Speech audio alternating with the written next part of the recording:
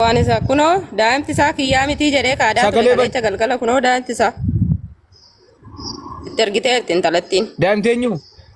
Kan isaati gaa. Inni daa'ima qabaa sila. Dhalchadheen dhufee naan jedhee natti meeraa naanu.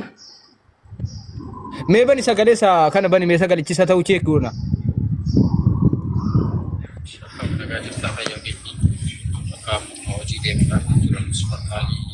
Nagaamu. As qabi bilbila as qabi kaameraatti.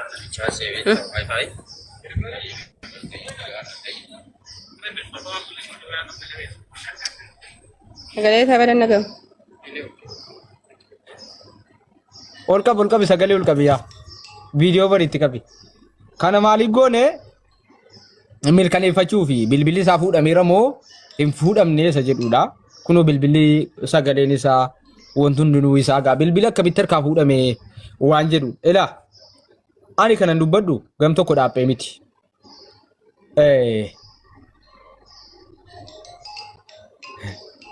Wallahi keessa.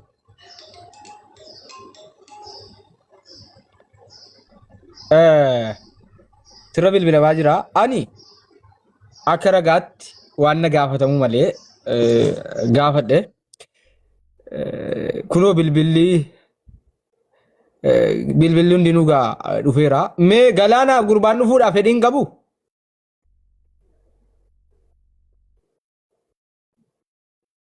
Galaana miyuutii irraa bahi.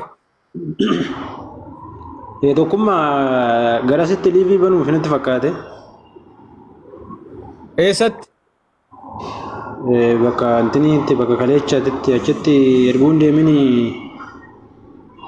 jedhanii arrabsoo mucaa intala fidanii arrabsaa ilmoo biyyaa qabdi jedha obboleessa jedha suuraa fannisaa achitti dubbanna jechuun mucaadhumaa gaariin ta'u lafa duwwaatti yoo dubbatan malee tokkoffaa waan uummanni danuun irraa barachuu qabu silaa maal godhaa jiru gurbaa gooyyoomsaa gurbaan diqqoodha fayyadamuu danda'u nutti fiddee karaa hedduuni achuma jala naannessu torban tokko mana jala naanneffatu akkuma kana sii galee manuma jala naannessu hin dhiisanii jechuudha. Aan fakkeenyaaf dubbatanii natti ergan kan rakkoon qabu. Garuuti mucaa kanatti muudii qabataa jiru achumatti itti fayyadamanii yeroo isaaniitti dabarsanii ergaan isaallee darbaan jiru bakkallee gahaan jiru sii galee mucaa gooyyoomsaa jiru jechuudha. Carraa isaaniitiif itti fayyadamaa jiru mucaa kana. Dhugaa jala jiraachuu danda'a. Tokkoffaa tiiktookii mataasaa banaatiin natti fidaa natti. Bakka mucaan karaa biraatiin illee abeekamu jechuudha achiin carraa argatu. Yaada isaa ifaaf bilisaadha ibsatu. Ijoolleen asiif achi qabanii achitti ajandaa isii kanaa torbee tokko ijoolleen olii gad oofaa turan. Siigalee faayidaan arganne jechuudha.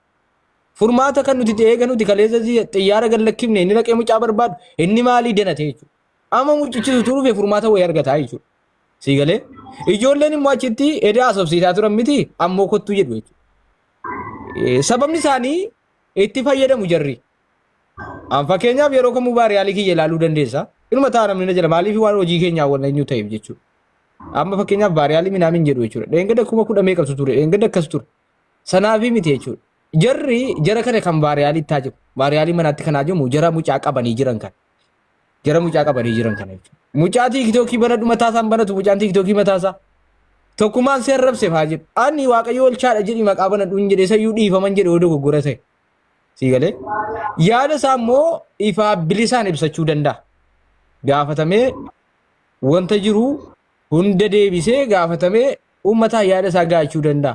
Asiin intalaan ilmoo biyyaa qabdi abbaa warraa biyyaa qabdi jedhaa affeera achitti waamuunis warri surii warra arrabsoo deemudha. Siigalee tokkummaa nuun arrabseedhe warra ragaanatti bahu bara.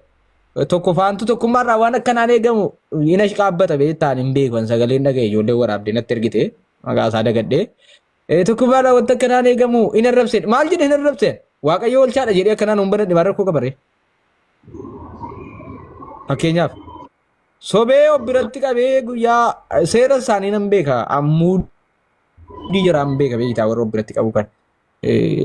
Tarii yoo jala jiraate amma ani wanta arrabseen. Lakkoofsa barreeffatee seenuu danda'a yoo jala jiraate. Amma fakkeenyaaf ijoolleen sun baariyaal gochuu hin dandeenye miti kaleessa irraa dubbatanii. Haa nu hin dandeenye egaa tokkuma sitti finnee jechuu qabu. Dadhaban miti baariyaal gochuu dadhaban miti fiduudha bakka. Baariyaalii baasuu eega dadhabanii natti fiduudha. Kaleessa irraa dubbatan miti fiduudha na bira. Bar kaleessa irraa dubbataa oolan miti ilaalla. Milkoomne mitire. Sa'aatii dheeraa fudhatanii dadhabanii ba'anii mitire. Bakka dhaabbachuu qabu kacharri. Fammasuullee carraa qaba sitti. Ila dhaggeeffatu. Fammasuullee carraa qaba.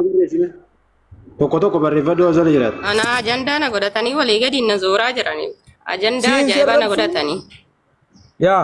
Asin gamaa jiran intalattiin sobduudha. Afaan raakamtu na dhibe bar. Intalattiin sobduudha. Intalattiin akkasii jechuurra ijoollee kan walitti fiduutu gaarii jechuudha. Ijoollee walitti fiduutu gaarii. Achi keessee inni achitti obbira keessee mucaa waliin haasaa waliin dhaasoftu faayidaan qaba. Uummanni haasaa barbaada bakka. Taataa gochuu barbaada. Ragaanees akkamitti ta'e karakkaruu barbaada. Si galee? Asirratti tokkummaa warroonni wanti kana ajandaa godhatanii dallaalan keessattuu mucaan kinoo guddummaa jedhu kun mucayyoon xiyya kan jedhee barreessaa jiru kun maaliif walolla akkasii yoo dhaabbate rakkoo qaba? Jidduu kanatti nagaan siif ta'u tokkummaa hunduma keessaniif nagaan ta'u akkam? Nagaan si illee ta'u Maarqos akkam jirta fayyuma. Dhiisi warra akkasii dhiisi gidduma mucaas feemesa godhanu ture. Adamma duraan dursee gaaffii tokko kan gaafachuu barbaadu gaaficha siin gaafadha jalqaba. Dhagaarta? Anamoo gaafadhu. Okay. Yaa ajandichi ajandaan ijoollee kanaa dhugaara deddeemaa ture. Arlamiti kan ka'e almost torban tokko fuuldura ajandaa makana kan jalqaba kaase kan jalqaba fidee mucayyoo masii maal jedhamtu achi taasaamaa ture furmaata akkasuma argan. Anamma gaafii guddaan isii qabu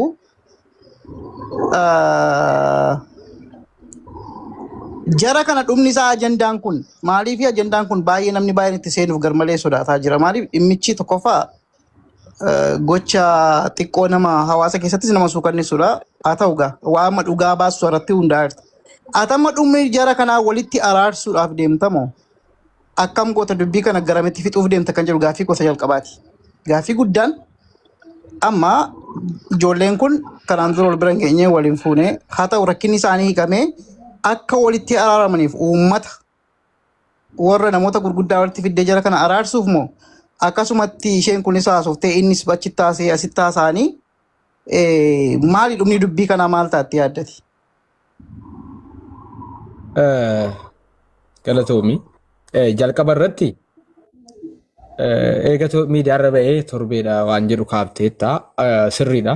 Nama miidiyaarra baase hin beeku nama natti ergee viidiyoo si nama natti ergee gaayaa akkaawuntii siinaa difreendii kiyya turte nan dhabee namni barbaadi jennaanii booda namni natti ergee naanan sheernaa goonaan argee dubbisee kun akkasi qaata ba'e jechuudha. Inni dabalataa ati maaliifi anseera kiyya namni tokko waan kana godheera jedhee tamane waan godhe ani maaliif hin jenne jechuun amma fakkeenyaaf ati baay'inaan kan beekamtu dafqa nama baasu maaliif deemtaadha sittani maa godhate maaliif kaayyoon kee maaliif deemtaadha an interviewun godhe waan miidiyaarra deemaa jiru akkamitti gootee maali jedheen interview godhe interview akkuma nama kaan godhuttan godhe namni irraa barachuu danda'a.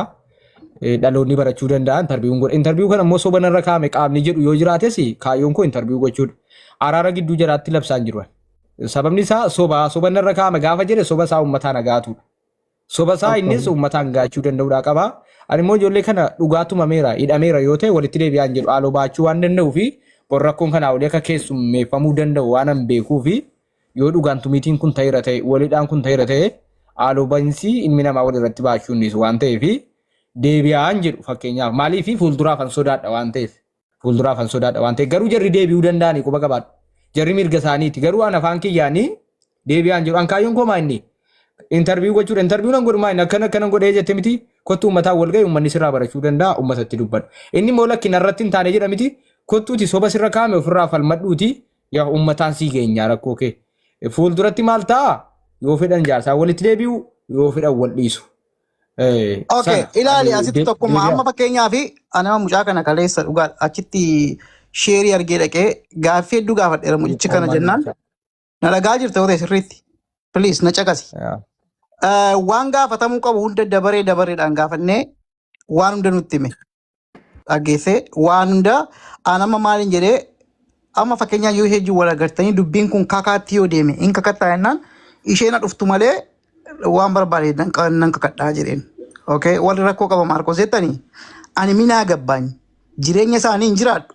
Jireenya koo hin jiraatan. Qoy naa qabi tokkummaa please afaan itti nan qabin.